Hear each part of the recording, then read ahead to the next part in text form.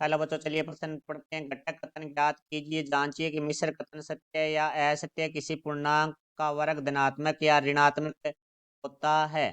मुख्य अवधारणा, तो हमारा जो प्रश्न है वो गणितीय विवेचना से संबंधित है, जिसके अंदर हम सबसे पहले बात करेंगे घटक के कथन। क्योंकि हमें प्रश्न में मिश्र कथन दिया गया तो हमें उसमें से घटक कथन बताने हैं। तो देखो भाई, मिश्र कथन जिन कथनों से मिलकर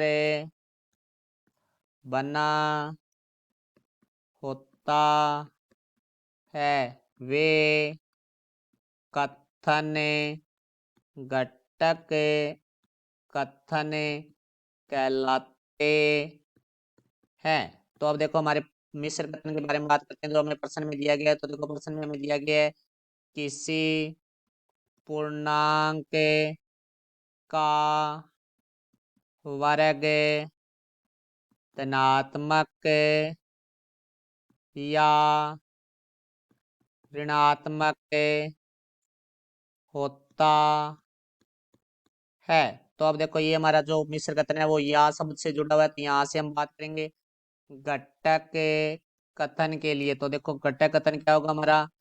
पहला, किसी पूर्णांक का वर्ग धनात्मक होता है।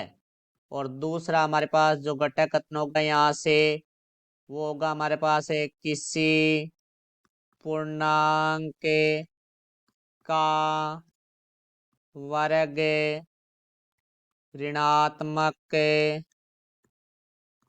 होता है। तो देखो, यहाँ से हम पहले इस घटक कथन के लिए बात करते हैं। ये हमारा सत्य है या असत्य, किसी पूर्णांक का वर्ग ऋणात्मक होता है। तो ये हमारा कथन है वो असत्य है, क्योंकि कोई भी ऐसा पूर्णांक नहीं है जिसका हमारा वर्ग है वो ऋणात्मक होता हो। तो अब बात करें हम, पहला जो घटक कथन किसी पूर्णांक का वर्ग धनात्मक होता है, तो ये हमारा कथन है वो सत्य है, क्योंकि कोई भी पूर्णांक है उसका यदि वर्ग करते हैं तो हमें धनात्मक संख्या ही प्राप्त होती है। तो हमारे पास पहला घटक कथन सत्य है और दूसरा घटक कथन असत्य है। तो देखो, मिश्र कथन है वो यदि या से हमारे पास जुड़ा हुआ है, या शब्द से, तो या शब्द से जब कथन जुड़ा हो तो वो मिश्र कथन। यदि दोनों में से एक ही कथन हमारा सत्य है तो वो पूरा मिश्र कथन है वो सत्य होता है। तो यहाँ से हमारा जो ये मिश्र कथन है वो होगा सत्य। तो ये हमारे प्रश्न का उत्तर हुआ। मैं आशा करता हूँ समझाया होगा। धन्यवाद।